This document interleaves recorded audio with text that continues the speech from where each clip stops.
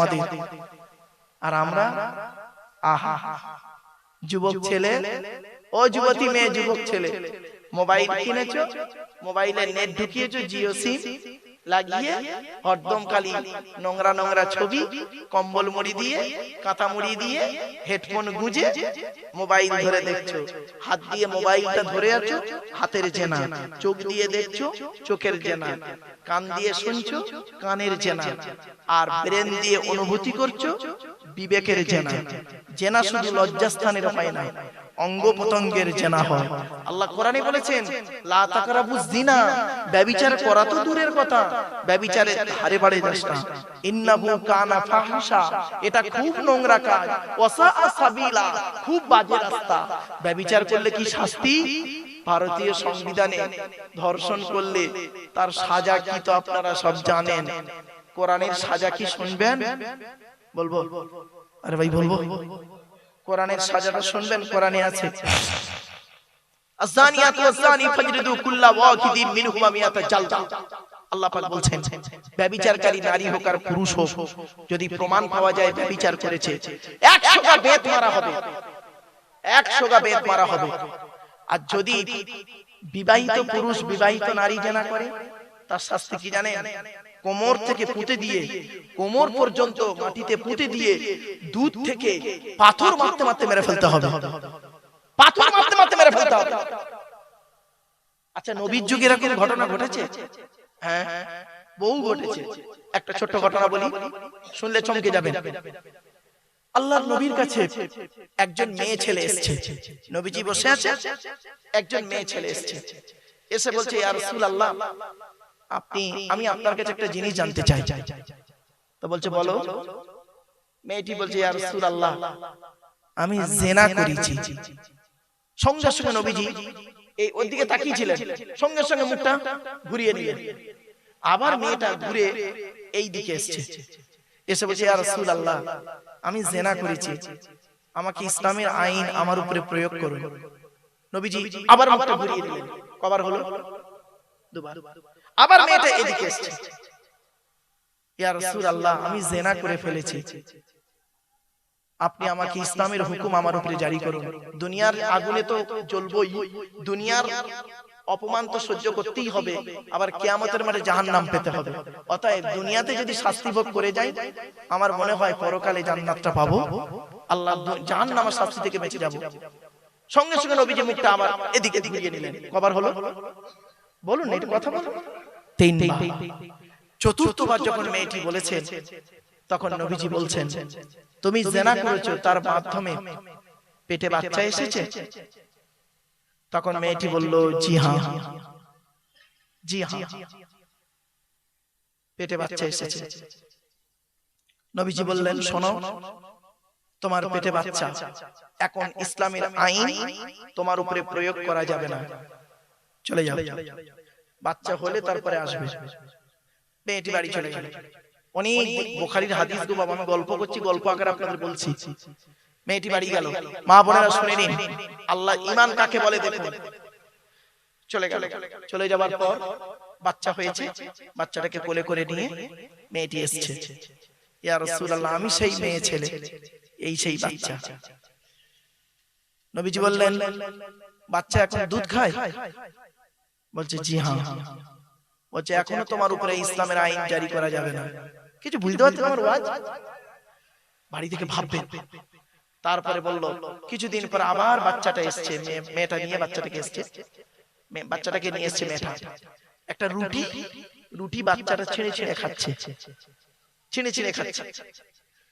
মেয়েটি বলছে, ইয়া রাসূলুল্লাহ, আমি সেই মেয়ে ছেলে, এই দেখুন বাচ্চা নিজে রুটি খেতে পারছে ছিঁড়ে ছিঁড়ে, আপনি আমাকে ইসলামের হুকুম আমার উপরে জারি করুন। তখন নবীজি একটা কথা বলেছিলেন, আচ্ছা তুমি ইসলামের আইনটাকে এতটা ভাবে মেনে নিচ্ছ কেন? বলছে, ইয়া রাসূলুল্লাহ, দুনিয়াতে থাকতে আমি অপমানিত হব, কিয়ামতের মাঠে জাহান্নামে যাব। ও যে দুনিয়াতে অপমান কিরকম?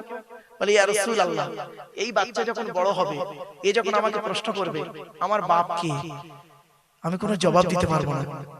একটা মায়ের কাছে সবথেকে বড় কষ্টের বিষয় হলো সন্তানকে বাপের পরিচয়টা সঠিক না বলা। ঠিক না বেটি? আমি তো মুখ দেখাতে পারবো না, আমি বাচ্চার কাছে প্রমাণিত হয়ে যাবে আমি একজন ব্যভিচারী নারী। এর থেকে বড় অপমান পৃথিবীতে আর সমাজের মানুষ তো আমাকে যা বলবে বলবে, আর কিয়ামতের মাঠে গেলে আমার জাহান্নাম নির্ধারিত। অতএব আমি দুনিয়া থেকে তাড়াতাড়ি চলে যেতে চাই, ইসলামের আইনটাকে, আল্লাহর বিধানটাকে মেনে নিয়ে চলে যাচ্ছি।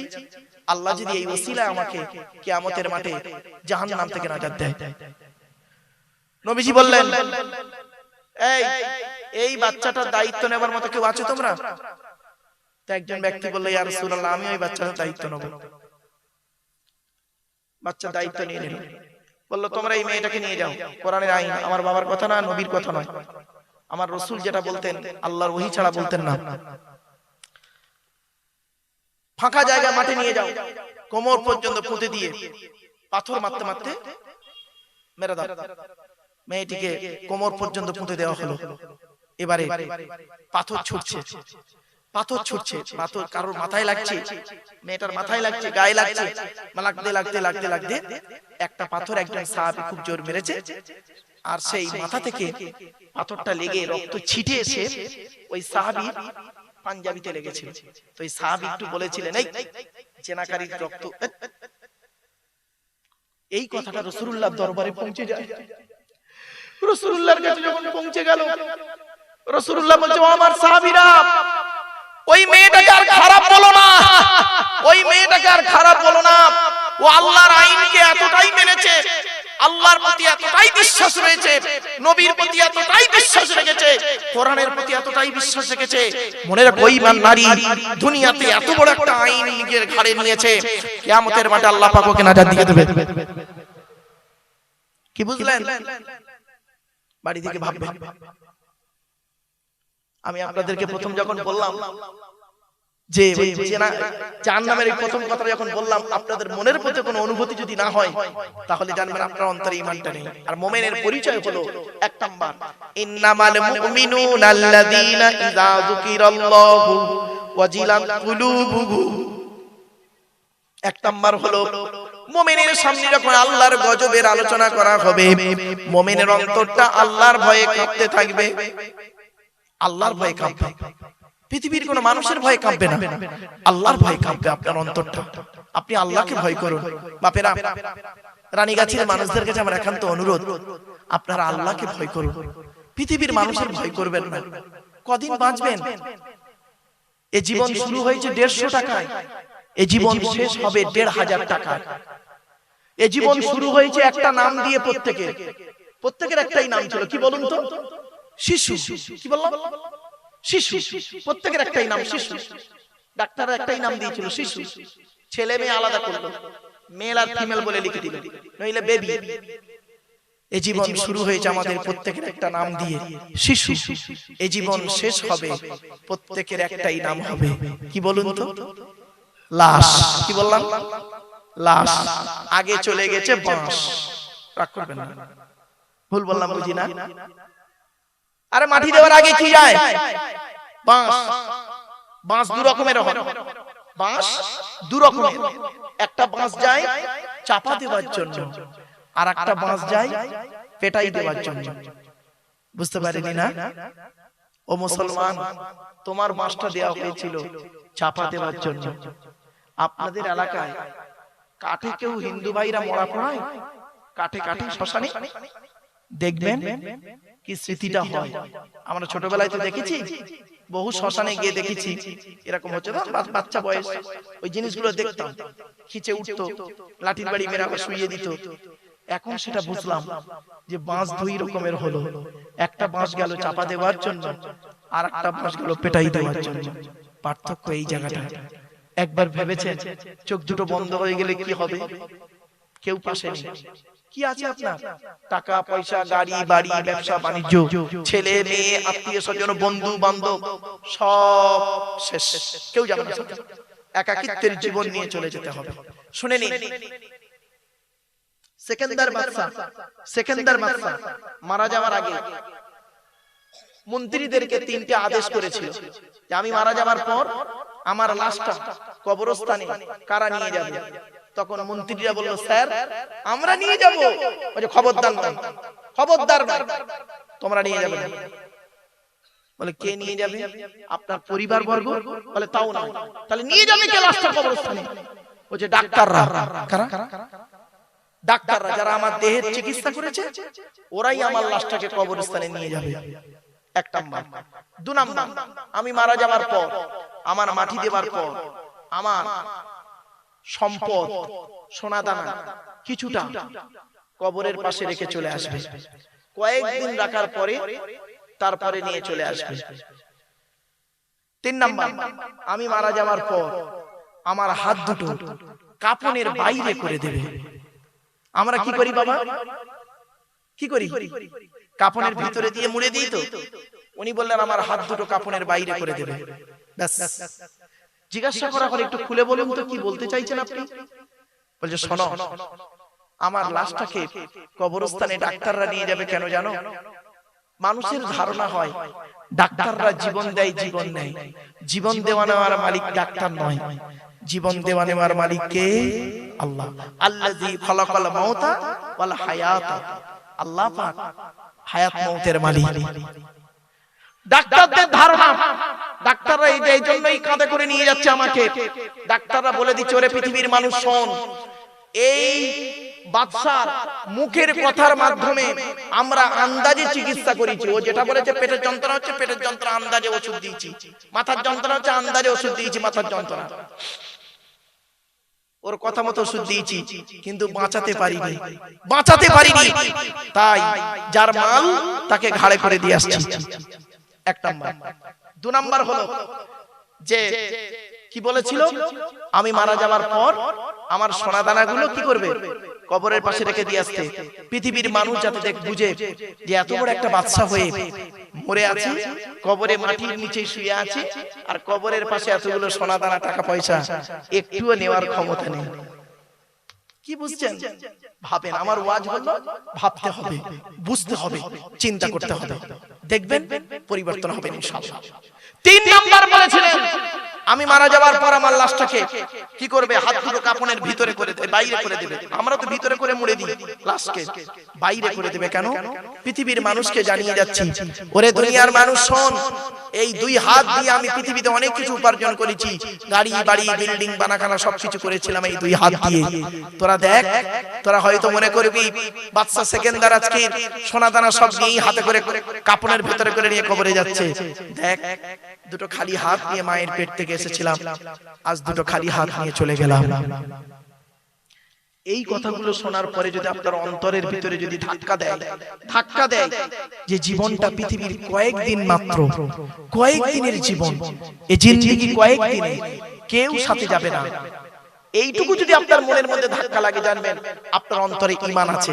তাই আল্লাহ বললেন মুমিনের পরিচয় হলো সেই যা সামনে আল্লাহর গজবের আলোচনা করা হবে, তার অন্তরটা আল্লাহর ভয়ে কাঁপতে থাকবে। দুই নাম্বার কি মুমিনের পরিচয়?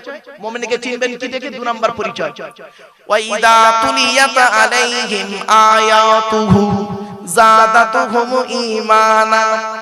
মুমিনের সামনে যখন আল্লাহর কোরআনের আলোচনা করা হবে, মুমিনের অন্তরটা, বিশ্বাসটা, ঈমানটা, আল্লাহর প্রতি ভালোবাসাটা বেড়ে যাবে। বাবা, কোরআনের কথা শুনবেন। এই কোরআনে ২৫০ রকমের হারাম আছে, ২৫০ রকমের হালাল আছে। আজকের আখিরি দোয়া হবে না বাবা? বলুন না, মোনাজাত হবে তো একটা। আচ্ছা, এই দোয়াটা কবুল হয় বুঝবেন কি করে? বলুন, কি করে বুঝবেন? মৌলী সাহেব দোয়া করছে, আল্লাহর দরবারে কবুল হবে, আপনারা কি করে বুঝবেন? শুনে নিন। আল্লাহর নবীর কাছে একজন যুবক ছেলে এসেছিলেন, এসে বলছেন ইয়া রাসূলুল্লাহ, আমরা যে দোয়া চাই, দোয়া কবুল হয় বুঝবো কি করে? নবীজি বললেন শোনো, দোয়া কবুল হবার ৫টা শর্ত আছে। কটা? যতদিন বাঁচবেন এই ৫টা শর্ত মনে রাখবেন। এই ৫টা শর্ত যার মধ্যে থাকবে, চোখ বন্ধ করে বলবেন ও দোয়া আল্লাহ কবুল করবে। সে মাওলানা সাহেব, মুফতি সাহেব, পীর সাহেব, দরবেশ সাহেব, আমির সাহেব, মুফতি সাহেব, যে সাহেব হোক না কেন, দাড়িওয়ালা হোক, বেদাড়িওয়ালা হোক, টুপিওয়ালা হোক, আর টুপি ছাড়া হোক, ওসব দেখার দরকার নেই। এই ৫টা শর্ত যার মধ্যে পাবে। কি কি? নবীজি বললেন যুবক দোয়া যখন চাইবে হালাল খাবার খেয়ে দোয়া চাইবে। হালাল খাবার খেয়ে দোয়া চাইলে ওই দোয়া আল্লাহর দরবারে কবুল হয়। হারাম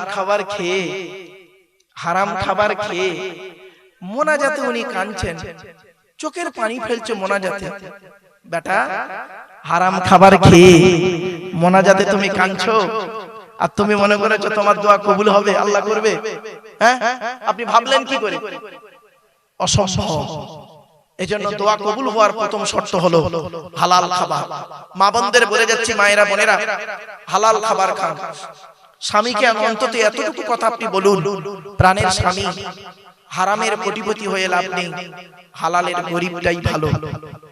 হারামের বিরিয়ানি ভাতের থেকে হালালের ডাল ভাত ভালো। মনে রাখবেন, এক নাম্বার হালাল খাবার খান। হালাল খাবার খেয়ে দোয়া চান, ওই দোয়া আল্লাহ কবুল করবে। হারাম খাবার খেয়ে যতই দোয়া চান না কেন, সে যেই সাহেব হোক, মুফতি সাহেব, পীর সাহেব, মুফতি সাহেব, মুফতি সাহেব, ইমাম সাহেব, বক্তা সাহেব, যে সাহেব হোক না কেন, আমার কথা না। দুই নাম্বার, নবীজি বললেন, যুবক দোয়া যখন চাইবে আল্লাহর কাছে চাইবে, পৃথিবীর কোন ব্যক্তি বস্তুর কাছে চাইবে না। তিন নাম্বার, যুবক দোয়া যখন চাইবে সকলের জন্য দোয়া চাইবে। আমার বাপ, আমার দাদা, আমার গোষ্ঠী শুদ্ধ করো না, সকলের জন্য দোয়া চাইবে। চার নাম্বার, দোয়া যখন চাইবে নবীর উপরে দরুদ পড়ে দোয়া চাইবে। হাদিস, আল্লাহর নবী বলেছেন, ইন্না দুআ মাওকুফুম বাইনাস সামাই ওয়াল আরদি লা ইয়াসআদু মিনহু শাইউন হাত্তা তুসাল্লি আলা নবিকা। এর বাংলা মানে হচ্ছে, আল্লাহ রাসূল বলছেন, তোমরা যে দোয়াটা চাও, ওই দোয়াটা আসমান আর জমিনের মধ্যবর্তী জায়গায় অবস্থান করে। ওই দোয়াটা উপরেও নিয়ে যেতে পারে না, নিচেও নামাতেও পারে না, যতক্ষণ পর্যন্ত তোমরা নবীর উপরে দরুদ পাঠ না করে দোয়া চাও। এজন্য বাপেরা, মোনাজাত যখন করবেন, দরুদ শরীফ পড়ে মোনাজাত করলে ওই দোয়া আল্লাহর দরবারে কবুল হয়। কটা হলো বাবা? কটা? চারটা। আচ্ছা, অসুবিধা হচ্ছে আপনাদের বাবা? আর কয়েক মিনিট, চিন্তা নেই বাবা, 20 মিনিট হলেই হয়ে যাবে। চলেন, 5 নাম্বারটা খুব ইম্পর্টেন্ট। 5 নাম্বারটা এটা খুব জরুরি জিনিস, জেনে যান। নবীজি বললেন, দোয়া যখন চাইবে বিনয়ের সঙ্গে দোয়া চাইবে। কি বললাম বাবা? একটু বলুন। বিনয়ের সঙ্গে দোয়া চাইবে। দেখ, আমার হাতের দিকে তাকান, এবার আমার হাতের দিকে তাকান আপনারা। অনেক বক্তাকে আমি দেখেছি, নাম বলছি না, অনেক বক্তাকে দেখেছি, আপনারাও দেখেছেন কিনা একটু বলবেন। ভদ্রলোক মোনাজাত করছেন, হাতের দিকে তাকান, আমার হাতের দিকে দেখবেন, মোনাজাত করছেন, রব্বানা যালামনা আনফুসানা ওয়া ইল্লাম তাগফির লানা ওয়া তারহামনা লানাকুনান্না মিনাল খাসিরিন লা তাকনাতু মির রাহমাতিল্লাহ ইন্নাল্লাহা ইয়াগফিরুয যুনুবা জামিআ ইন্নাহু হুয়াল গফুরুর রহিম ওয়া বিআমরি ইলাল্লাহ ইন্নাল্লাহা বাসীরুম বিল ইবাদ ফাল্লাহু খায়রুন হাফিজা ওয়া হুয়া আরহামুর রাহিমিন। ঠিক না বেটি? তেল মালিশ করছে, গাঁট ভাঙছে, হাত মোচড়াচ্ছে, এমন করতেছে, ফট ফট ফট ফট দোয়া চাইছে। বাস্তবটাই বলছি বাবা, খারাপ ভাববেন না, খবরদার এইভাবে মোনাজাত করবেন না কেউ। আপনাকে কে বলেছে 1 ঘন্টা ধরে বেয়াদবের মতো মোনাজাত করতে? কে বলেছে আপনাকে 1 ঘন্টা ধরে বেয়াদবের মতো মোনাজাত করতে? 1 ঘন্টা ধরে বেয়াদবের মতো মোনাজাত করার থেকে আদবের সঙ্গে 2 মিনিট আন্তরিকতা নিয়ে মোনাজাতটাই যথেষ্ট। ঠিক না বেটি? চলো ছোট্ট একটা উদাহরণ দিচ্ছি, এই উদাহরণটা বাড়িতে ভাববেন। বাপেরা, আমি খুব বিপদে পড়েছি, জানেন, খুব বিপদে পড়েছি। 1 লাখ টাকার দরকার এখনই। আপনারা কেউ দেবেন? আমি খুব বিপদে পড়েছি বাপ, 1 লাখ টাকার দরকার, কেউ আমাকে দেবেন? আমি তো মাইকে এতগুলো লোকের সামনে বললাম, বিপদে পড়েছি বাপ। এখন এই ছেলেটি আমাকে বলছে, হুজুর আপনি মাইকে এত লোকের কাছে চাইছেন কেন? আপনার পাশে মহাশয় বসে আছে, ওনার কাছেই বলুন না, 10 লক্ষ টাকা ওনার ব্যাংকে আছে। জাস্ট উদাহরণ। তো আমাকে একজন বলল কানে কানে, কি মোবাইলে বলে দিল, এবার আপনারা বলুন, আমি 1 লক্ষ টাকা এনার কাছে ধার চাইব, এমনি এমনি নয়, কি চাইব? ধার চাইব। ধার মানে কি? পরে দিয়ে দিতে হবে। ধার চাইব। বলুন আপনারা, আমার চাওয়ার অ্যাটিটিউডটা কেমন হবে? ধার চাইছি, ধার চাওয়ার অ্যাটিটিউডটা কেমন হবে? প্রথমে ওনার মুসাফা করব, সালাম দিয়ে মুসাফা করব। মুসাফা করে হাত দুটো ধরে বলবো, ভাই আমি খুব বিপদে পড়েছি, 1 লাখ টাকা আমাকে দেবেন, আমি কালকে সকালেই আপনাকে ফোন পেতে পাঠিয়ে দেব। উনি মনে মনে ভাববে এই চিটিং বাজ, নাও দিতে পারে, ও টাল বাহানা করবে, টাল বাহানা, না আমার কাছে নেই, কি বলবো, এই সন্ধ্যাবেলা একজনকে 12 লাখ টাকা দিয়ে দিলাম, তার মানে নেই আমার কাছে। আমি কি করব? ওনার দুটো হাত ধরে অঝর নয়নে কান্নাকাটা করব, কারণ টাকাটা আমার দায়, কান্নাকাটা করব। তখন ধরুন আপনাদের কমিটির একজন লোক এসে ওনাকে বলছে, হুজুর কি ভাবছেন, দিয়ে দেন। ওনার গাড়ির নাম্বারটা আমরা চিনি, ওনার বাড়িটাও চিনি, পালাবে না, দিয়ে দেন। দিয়ে দেবে বলছে তো কালকে। অনেক কান্নাকাটা করার পরে উনি আমার 1 লাখ টাকা ধার দেবেন, আমি কাজটা সেরে বাড়ি যাব। এই যে আমার দৃশ্যটা, এই যে চাওয়ার ভঙ্গিমাটা আমার আল্লাহ দেখে। আর জিবরাইল মিকাইল ইসরাফিলকে ডেকে বলে, জিবরাইল মিকাইল ইসরাফিল দেখতে আয়, দেখতে আয়, আমার বান্দা আব্দুল্লাহ কিল মারুফের এই মুহূর্তে ওর 1 লাখ টাকার টান দিয়েছি পরীক্ষা করার জন্য। দেখ, একজনের কাছে 1 লাখ টাকা ধার চাইছে, ফিরি ফিরি নয়, ধার চাইছে, কিভাবে চাইছে দেখ, কিভাবে চাইছে দেখ। ওর হাত ধরে, পা ধরে, চোখের পানি ফেলে, অনুনয় বিনয় করে 1 লাখ টাকা ধার নিল, ধার নিল, ফিরি ফিরি নয়।